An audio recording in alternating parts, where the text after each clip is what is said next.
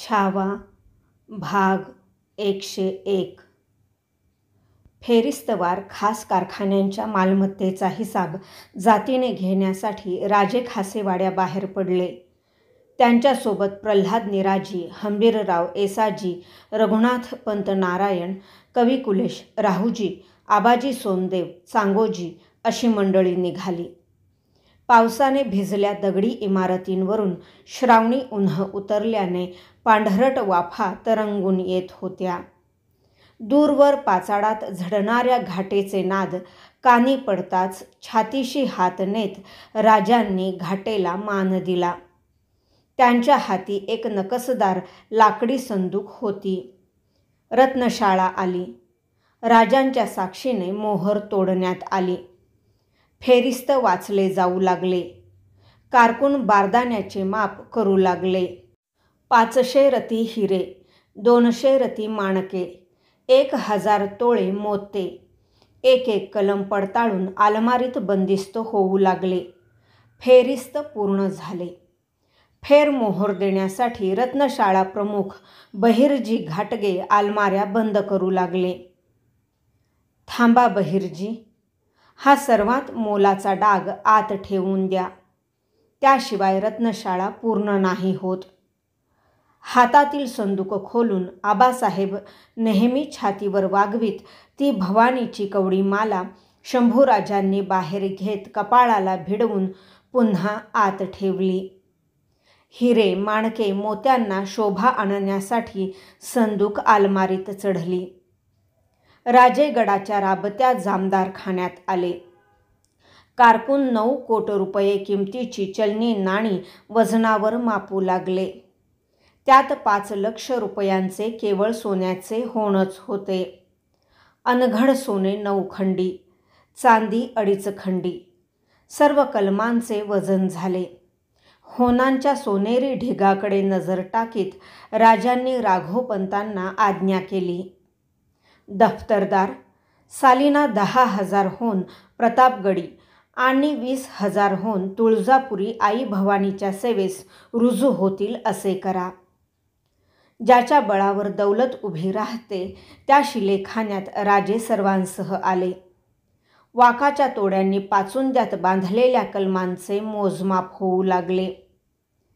30,000 एकधारी तेगी, 50,000 दुधारी, 40,000 भाले, 60,000 ढाली, 40,000 धनुष्ये आणि 18 लक्ष बाण असे हत्यार साठवणाला होते. धारांवर झळझळणाऱ्या त्या शस्त्रराशींकडे बघताना राजे गंभीर झाले. त्या राशी आबासाहेबांची दूरदृष्टी सांगत होत्या. साठवणाला हत्यारे होती. ती वागविणारे हात उभे करायचे होते. उद्याच्या काळाला सामोरे जाण्यासाठी छत्रपतींनी केलेली ती सिद्धता होती. सरलष्कर, कंककाका, पावसाळा उलगताच तवान्या सैन्याची सिंचणी करून ही हत्यारे राबती करायची आहेत. सर्व तर्फांच्या सुभेदार हवालदारांना याची समज द्या. हे बोलताना राजांचे डोळेही धारी बनले होते. ज्या कारखान्याच्या जोरावर सैन्य दौडतात तो अंबारखाना आला. इथे दगडबंद कोठ्यात धान्यांच्या गोण्यांच्या थप्प्या रचल्या होत्या. उंदीर घुशींच्या बंदोबस्तासाठी जागोजागी चाप टाकले होते. थप्प्या रचलेल्या कोठ्यांतून फिरताना अंबारखान्याचा प्रमुख तपशील देऊ लागला. ही भातकोठी 17,000 खंडी दास्तान आहे. जिरे 2,000 खंडी आहे. डाळी, कडधान्ये, साखर, तंबाखू यांची कोठारे बघत जाणाऱ्या राजांना आबासाहेबांचे शब्द आठवले.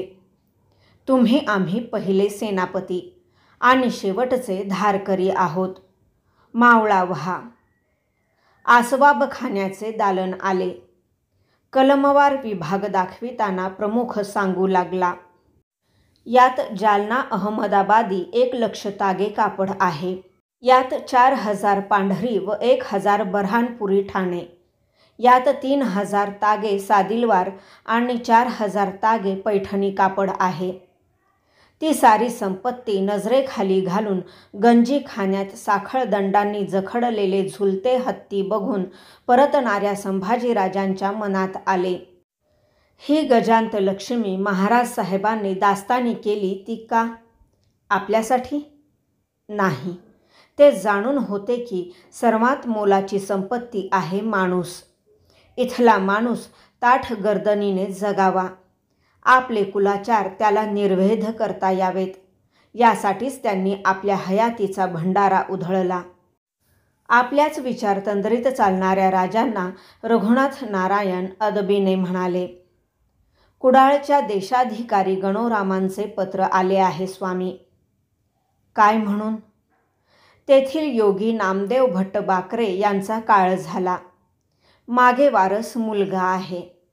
त्यांचे चालविले पाहिजे म्हणतात गणोराम. चालते राजे थांबले आणि म्हणाले, पंत, बाकरे बुवांच्या मुलाला घोडे आणि नजराना पाठवून द्या. त्यांचे चालेल अशी मोहीम करून दानपत्र सिद्ध करा. आमच्या दस्तुराने कुडाळी पाठवून द्या. आबाजी, तुम्ही ते दानपत्र नजरेखाली घालून त्यावर मोर्तब करा. जी. रघुनाथ पंतांना ते ऐकताना समाधान वाटले. काहीतरी आठवल्याने राजांनी दुसरीही एक सूचना रघुनाथ पंतांना केली. पुण्याहून सुभेदार दामाजी रघुनाथांचा माणूस येऊन गेला आहे पंत. देहूच्या तुकाराम बुवांचे चिरंजीव महादोबांचा आणि त्यांचा भेटप्रसंग झाला आहे. महादोबांनाही एक खंडी ज्वारी आणि एक पातशाही होनाचे वर्षासन जोडून द्या. आज्ञा स्वामी. राजे धर्मस्थळे आणि संत योग्यांवर बारकाव्याने लक्ष देत आहेत हे बघून सर्व मंडळी समाधान पावली होती. संध्याकाळी राजसदरेवर आलेल्या संभाजीराजांना दाभोळचे सुभेदार व्यंकाजी निमदेव यांचे कारभारी मुजरा देत पेश आले. त्यांच्या पाठीशी एक तबकधारी होता. आम्ही दाभोळहून आलोत धनी. सुभ्यावर झालेल्या मोत्याच्या वृष्टीचा नमुना आज्ञेप्रमाणे साहेबस्वारींना दाखविण्यासाठी आणला आहे, कारभारी म्हणाले. कारभाऱ्यांनी तबकधाऱ्याच्या हातातील तबकावरचा सरपोस हटविला. राजांनी ओंजळभर मोते तबकातून उचलली. ती निरखीत ते कवी कुलेशांना म्हणाले, केवढा चमत्कार आहे कवीजी. आभाळातून सुद्धा कधी कधी असे देखणे काव्य उतरते धरतीवर. जी. मानो आकाश सुंदरी का मोती कंठा उतर आया है. कवीजी ते दूधवर्णी सौंदर्य निरखित म्हणाले. कविराज, धरतीसाठी विरह व्याकुळ आकाश पुरुषाच्या डोळ्यांतून सुटलेले हे अश्रू आहेत असं म्हटलं तर? संभाजीराजांना ओंजळीतल्या मोत्यात दुर्गाबाईंची मुद्रा तरळल्यागत वाटले. स्वामी, बाकऱ्यांचे दानपत्र सिद्ध झाले आहे. संमतीचे शिक्कामोर्तब द्यावे. रघुनाथ पंतांनी दानपत्र सामोरे धरल्याने संभाजीराजांनी ओंजळीतील मोती तबकात सोडले. लेखणी हाती घेऊन दानपत्र वाचले आणि त्याच्या अग्रभागी स्वहस्ते अक्षरमोती उमटविले. मतं मे शिवराजपुत्रस्य श्रीशंभुराज छत्रपतेः यदत्रोपरि लिखितं छ श्री खान जहान बहादूर जाफर जंग कोकलताश दख्खन सुभा प्रति राजे शंभू उपरी विशेष. प्रल्हाद पंतांनी मायना रेखला. अहिवंत गडावरून शिकस्त खाल्ल्यानंतर बागलाणातील किल्ले साल्हेरला परिघ घालून बसलेल्या खानाला जाणाऱ्या जरबी खलित्याचा मजकूर राजे संतप्त मुद्रेने सांगू लागले. सांप्रत तुम्ही बागलाण प्रांती घातला फौजी हैदोस इकडे पावला आहे. एवढा पाऊस काळच काय तो उलगण्याची आम्ही वाट पाहतो आहोत. खुल्या मैदानी तुमच्या हात्याऱ्याचे पाणी जोखण्यास खासा आम्हीच बागलाणात उतरणार आहोत. बरे समजून असणे. प्रल्हाद पंतांनी रेखल्या मजकुरावर वाळू शिवरून खलितावळी थैलीत सरकवली. फिरंगाणातून विरजईचा खलिता आहे स्वामी. आपले डिचोलीचे सुभेदार मोरो दादाजींनी केला तह मोडल्याची तक्रार आहे विरजईची.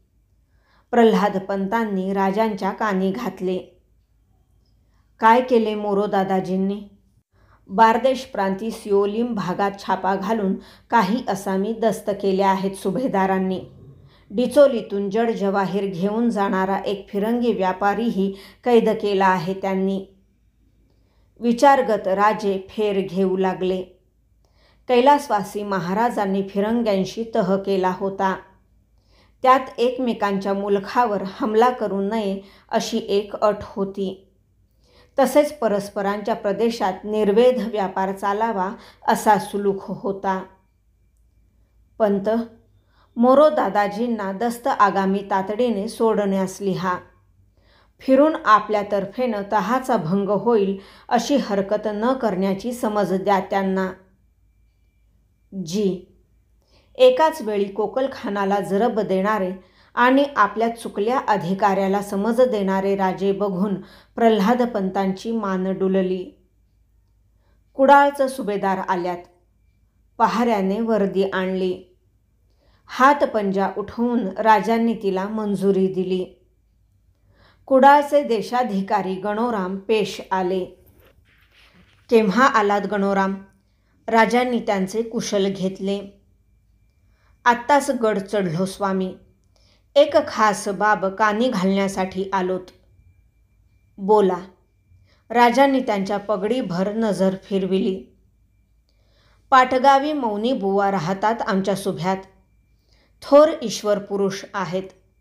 थोरल्या स्वामींनी कर्नाटक स्वारीच्या समयी त्यांचे दर्शन घेतले होते.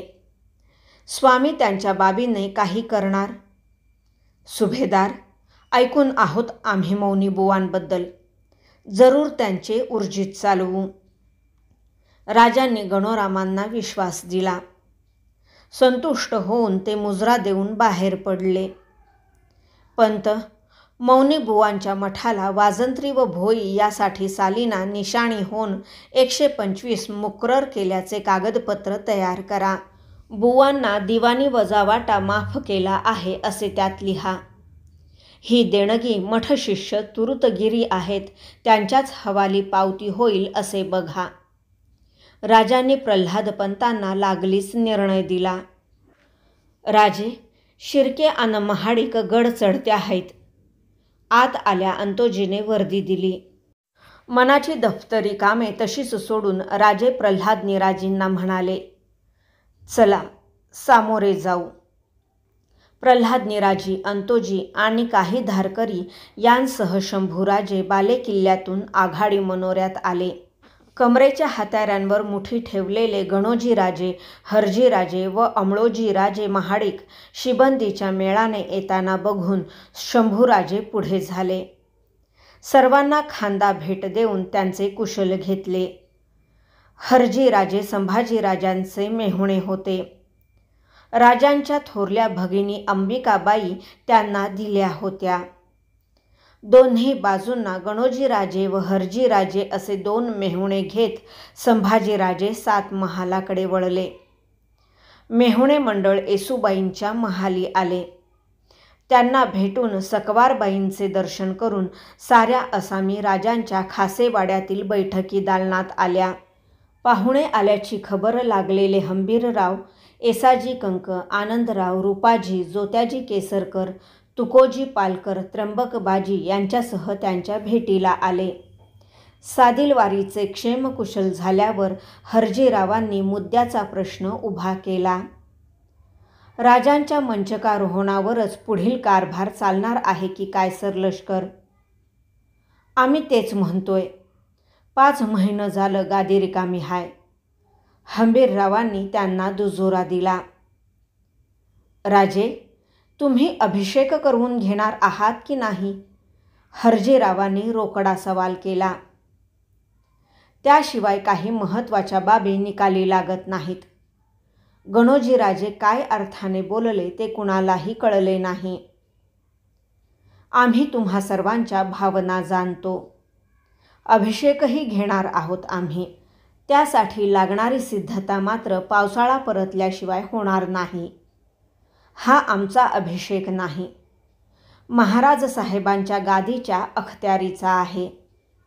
त्याच इतमामानं तो करावा लागेल. भोवतीचे दरबार त्यावर नजर लावून आहेत. घाईचे हे कार्य नव्हे. संभाजीराजांनी शांतपणे सर्वांना उत्तर दिले. सर्वांना ते पुरेसे झाले. थाळ्याची वर्दी आल्याने सर्वांसह राजे उठले. दालनाबाहेर येताच त्यांची वाट बघत उभा असलेला बांधकामाचा अखत्यारी प्रमुख हिरोजी इंदुलकर लवून म्हणाला, आमासनी बरं याद केलं होतं धन्यानी. त्याला बघताच राजांची चर्या पालटत कष्टी झाली. आपला हात तळवा निरखीत ते पडेल म्हणाले, हिरोजी, महादरवाजा सामने निकोप जागा निवडून सती गेल्या मासाहेबांचं वृंदावन उठवा. त्या नाहीत. त्यांचं वृंदावन तरी येता जाता नजरेस पडेल आमच्या. पुतळाबाईंच्या आठवणीने सर्वांचेच चेहरे म्लान झाले. संध्याकाळी हरजीराजे अमळोजी गणोजी यांच्यासह गडाचा घेर टाकून जगदीश्वराच्या मंदिरात प्रवेशताना संभाजीराजे हरजेंना म्हणाले, एक मोठी जिम्मेदारी टाकणार आहोत आम्ही तुमच्यावर राजे. विश्वास आहे तुम्ही ती पार पाडाल. जी, आम्ही घरचेच आहोत. पडेल ती जोखीम आपली मानू. हरजींनी त्यांना विश्वास दिला. पिंडीवरचे एक बिल्वदल उचलून राजांनी ते हरजींच्या हाती दिले. महाडिकांनी आण म्हणून ते जिम्मेदारी काय ते कळले नसताही आपले केले. ते बोलणे ऐकून उत्सुक झालेल्या गणोजींची मात्र निराशा झाली. भाग 101 समाप्त.